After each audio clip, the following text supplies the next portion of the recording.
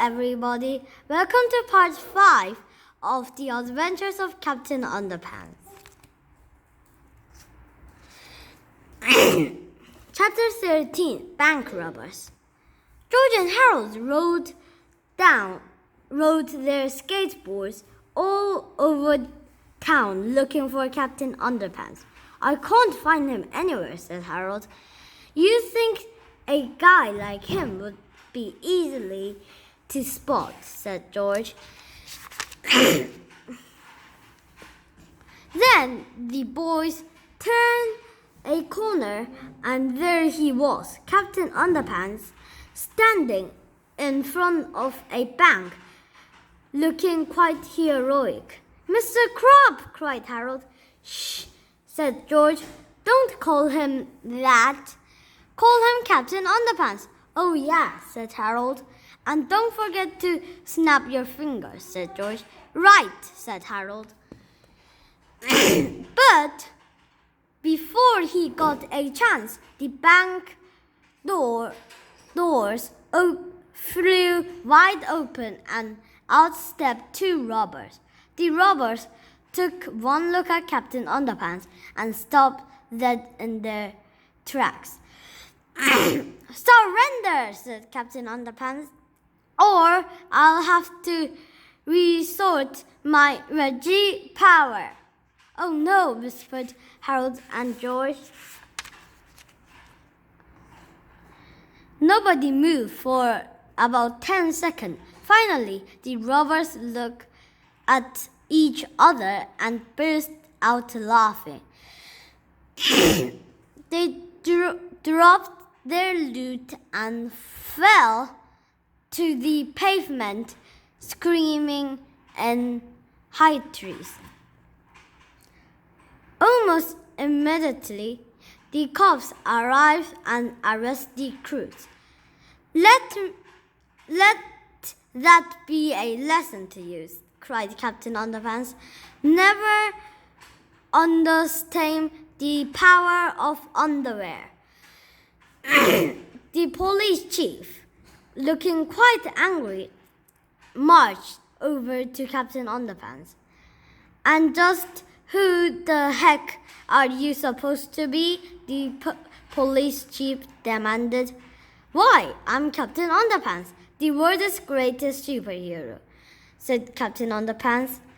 I fight for truth, justice, and all that is fresh, shrunk, and cottony. Oh, yeah? Shouted the police chief. Cuff him, boys. One of the cops took out his handcuffs and grabbed Captain Underpants by his arm. Oh no, said George. We gotta roll. Together, the two boys zoomed into the crowd, waving in and out of cops and bystanders.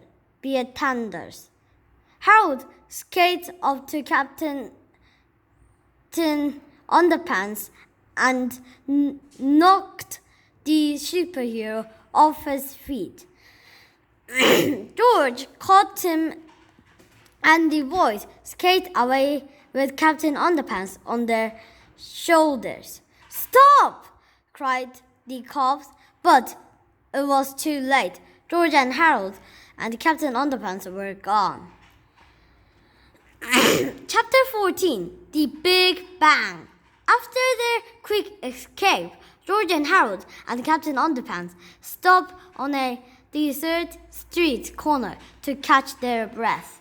Okay, said George, let's dehypnotize him quick before something else happens. Kaboom!